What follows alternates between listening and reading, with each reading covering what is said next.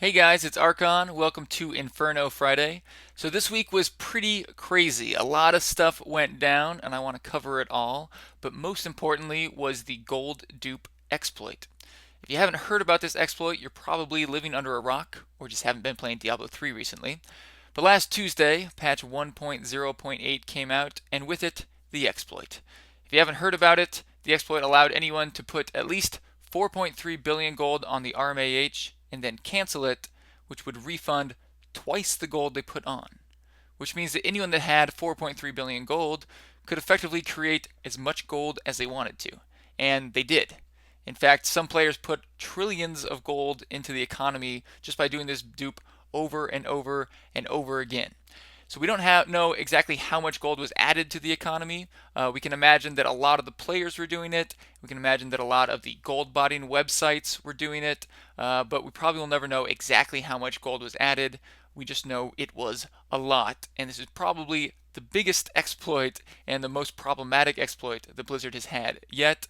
We still don't know how it's going to affect the US economy, but I'll give you more updates on that. I just want to give you my opinion on streamers that were using the exploit. As a lot of you guys know, there was a few streamers that were using the exploit, and you could say advertising it, and that causes issues, obviously. And Blizzard saw this, and they did ban a few of the streamers. Good Idea Gaming, Inigo Montoya both got banned, and then a few other streamers got suspended temporarily. Streamers that didn't use the exploit as much, or maybe stopped and wrote in a ticket, got the suspension. But Inigo and Good Idea Gaming were doing it for a while. They had over 4,000 viewers on their Twitch streams. It was pretty exciting, but I don't think it paid off. And to be honest, I love Good Idea Gaming. I love Inigo Montoya. Inigo is one of my true friends, and I like his stream. He's part of our stream for charity, so I want him to do well. And to be honest, I wouldn't want him to get banned, but from Blizzard's point of view, I don't really think they had much of an option here. If they didn't ban Inigo and Good Idea Gaming, then there's only two things they could have done: ban no one, or give us a reason why Inigo and Good Idea Gaming didn't get banned when everyone else did. And there's just not a good reason. Some people have asked me on the stream, should streamers be held more accountable for exploits? And I think yes. I think yes for two reasons. I think one, because you're showing everyone the exploit.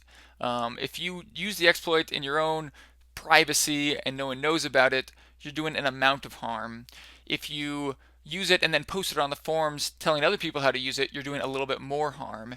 If you use it while 4,000 people are watching and explain to them how to do it, then you're doing a lot more harm.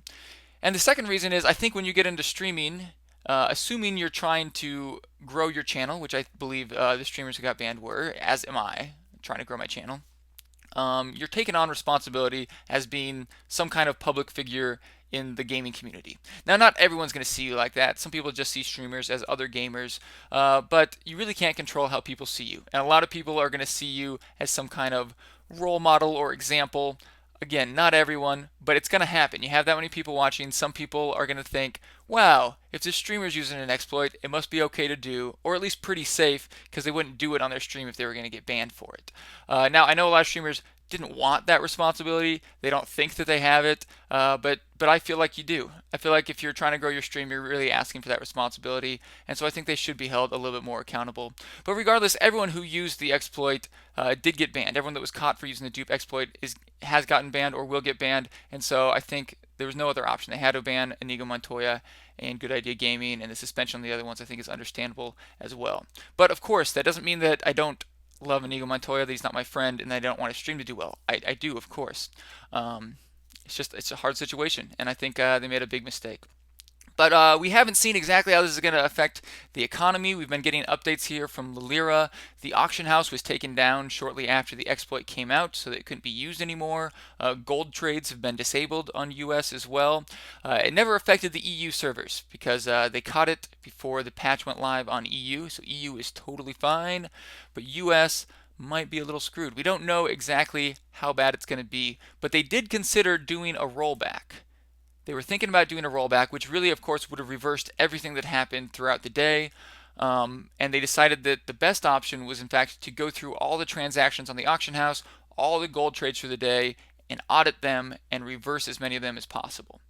So we don't know how many they're going to be able to catch, what they're going to be able to reverse. But the one thing we do know is Blizzard seemed confident that this system would be more beneficial than the system of doing a rollback. So hopefully they're right in this decision. Hopefully they can reverse most of the transactions and the economy will be okay. But it's just going to be hard to tell. We probably won't know for another month how this really affects the economy because it's going to take a while to settle down. You can imagine a lot of people are going to be scared to post their items on the auction house. While the exploit was going on and all the gold was being put in, a lot of people were buying items and gems off the auction house, so they had their wealth in something other than gold. I'm sure those will get reversed for the most part, but gems were selling for up to 500 million gold, and all the items that were worth over 100 million were bought out of the auction house. So they'll have to reverse those as well. But no doubt, regardless of how well Blizzard does at reversing these transactions, it's going to cause some upset in the economy. If nothing else, just because it's going to shake people's confidence in the auction house. But like I said, I think a month from now it'll settle down and we can see truly what effect it had on the economy, but it's going to be a little rough until then. So if you guys have opinions on the gold dupe exploit, put them below. I'd love to read them. It's a pretty crazy thing, probably the craziest thing that's gone down in Diablo. Definitely the biggest exploit so far, but it looks like the dust is finally starting to settle. So that's all about the gold exploit. We have a lot of other things to talk about. I'm going to go through them a little bit quicker. Athene. Athene Live, the gamer that you guys probably know, who has raised over $1 million for charity and is now raising about $500,000 a month for charity. He stopped by the live stream this last week. He was on the live stream for about 30 minutes. If you want to see the highlight of it, there's a link in the description below. And he stopped by because he's putting a point system into his channel, and he wanted to talk to us about our point system. And Regame, who's coding our new bot, is going to help out Athene and his developers in making their bot. So I thought that was pretty cool that the coin system is starting to spread. I think with Athene using it, a lot more people will be aware of it, and we'll probably see it happening a lot more on Twitch, a lot more channels with point systems. And yeah, it was really cool to be able to meet Athene. I think he's a good guy. A lot of people have mixed opinions about him. He does put on a bit of a show during his stream and his videos, but he's done a ton for charity, and I think at the very least you have to respect that. But speaking of the point system, if you haven't been to the channel recently, we now have Arcoins 2.0, which introduces experience points in addition to Arcoins. Experience points are now what you get for staying in the channel, in my channel, and Arcoins are what you get for donating to other viewers or to charity. So splitting the 2 points allows us to do a lot more cool things, and I can't talk about those yet, but we're going to be integrating some stuff with the website, and we have a lot of ideas. The only reason I don't want to talk about them is because I don't know what we'll be able to do and what we won't be able to do and how long it's going to take, but we have a lot of really cool ideas, and you didn't lose anything. No one lost any Arcoins. They just got turned into experience, and in the future most giveaways will be done through experience. They'll be free to enter, but they'll have level requirements, and then we'll have a small amount of giveaways that are done through Arcoins. But overall it's just going to allow us to do a lot of cool things, and it makes the whole system a little bit clearer. So stop by. We're doing double experience this week, the next few days. If you hang out in the channel, you get twice as much experience as you normally do. Alright, next up, sandwich competition. I talked about this already. I made a video about it, so I'll just be brief. I made a few submissions to the sandwich competition. You can see them below in the description, and you guys probably have about another week to submit your entries for the sandwich competition. So if you want to make a sandwich and enter, you could be the sandwich of the stream. All you have to do is send me a message on Twitch or an email on Gmail and give me the link to your YouTube video of you making and eating your sandwich. So I have a few more things to talk about. A lot happened this week. Marvel Heroes is about to release their endgame content patch. So on the closed beta, pretty soon we'll be able to test out endgame, which is really the thing I've been most excited about on Marvel Heroes. I think their endgame is going to be pretty fantastic. It's going to be more MMO style than just pure dungeon crawler. You'll have new content to do, and you actually will earn the best items in the game instead of just purchasing them. And I think it could be really good. But whenever that patch comes out, whenever we can do endgame, I'm going to be playing a lot of Marvel Heroes. So make sure you stop by the live stream. I'll try to give you a heads up, but I don't know how fast it's going to happen. Also with Marvel Heroes, Stephen Reed was on the stream last Saturday. So if you missed Stephen Reed being here, I'll put a link in the description. You can watch that interview if you like. Neverwinter is another game, transitioning here. Neverwinter is a new MMO, action-based combat, kind of like Guild Wars 2 or Terra style or WildStar, the new game coming out. It's that kind of combat. A really fun game. Probably the most fun MMO I've ever played. And I've been really excited about it recently, but I heard some bad news about it. Found out it's completely pay to win at max level. And I'm hoping they change this, but the truth is right now, none of the best items in the game are bound to you on pickup. They're all bind on equip, which means all of the best items, all of the items in fact, can be traded through the auction house. And all of the currency in game can be bought with real money. So once you get to max level, you can spend real money to buy literally the best gear in the game.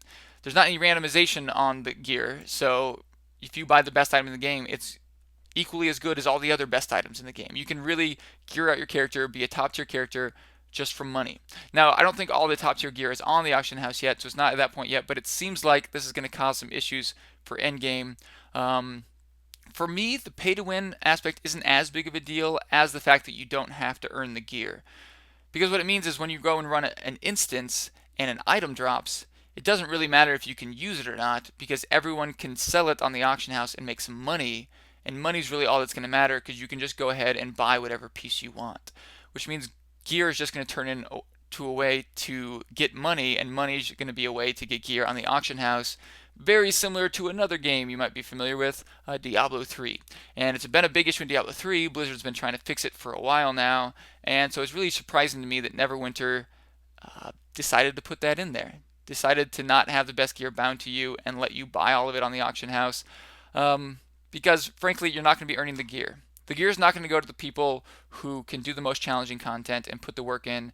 It's going to be the people who either farm the most efficiently or buy the gear. And I think that really destroys most of the excitement in an MMO.